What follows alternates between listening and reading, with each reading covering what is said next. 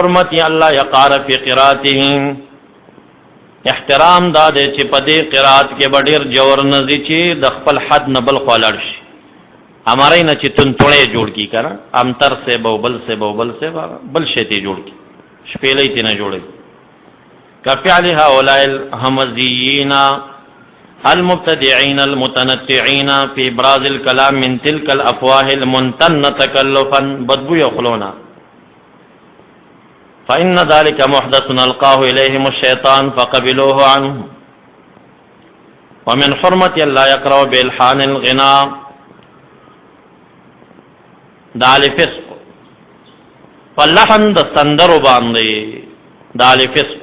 فساق قاریان د ایران او د مصر او د چې راځي د کوم مسابقې د قرت چې کیږي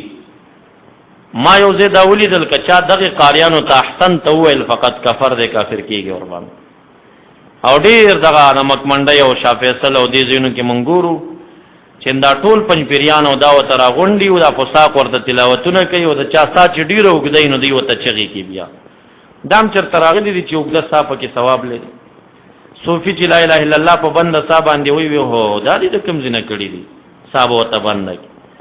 او قاری چې دلته صاحب باندې وګدای پسې دا ساجر لري کوم کتاب کې دا راغلی دي چې سادي وګد کړنو ډیر ثواب دی پکې نو بس هغه بیا ډیر غټ قاری چې چا ساډي وګدای کما یو وي پکې و چې هم دې سا کې مړ شوی و چې پکې کما یو زنانه او لیدلی می داس ها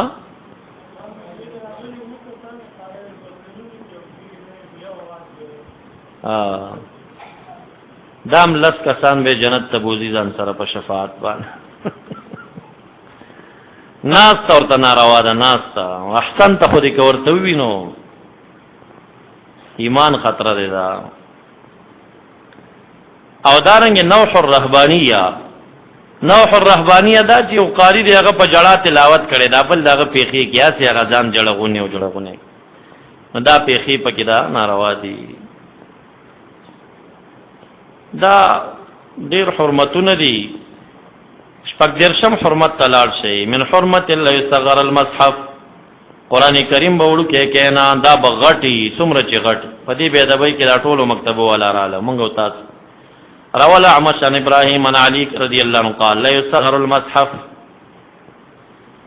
وروي عن عمر بن الخطاب رضي الله عنه راى مصحفا في يد رجل یو سړی په لاس کې مصحف نیولې فقال من كتبه چالي کله قال انا فضربه بالدره فدرويها وقال عظم القرآن قرآن کریم غټ کوي دا تاسو سپکوي دومره چې غي کې نیولې وی وها وروي عن رسول الله صلی الله علیه وسلم يقال مسجد او مصحف منع کړي دین چې مسجد ته څوک مسجد وای مسجد ګوټه قرآن ګوټه دا تصغیر لفظ دائم ناجیز کړي دي نه درشم تلاړ شي حرمت دار چې پزمکه بینلی کې په دیوال بینلی مساجدو کې چې کرسي نه دا ناروا دي دا بيدبی دا دا شان په قبرونو چې لیکلي شوی دا بيدبیان دي کدا سپه یا ګیدړ راځي دي د پاسه بولی کوي ګناهګار هغه څوک دی چې چالي کوي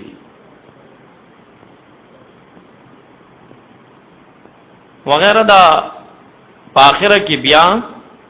علامہ قرطبی رحمت الله تعالی علیه دا ذکر کوي چې قلت دا عبارتونه اکثر د قرطبی نه دي قلت واستحب له اذا ختم القران ايجمع له چې ختم کین نو اهل براغونډي اخبرنا ادریس قال حدثنا جرير عن منصور الحكم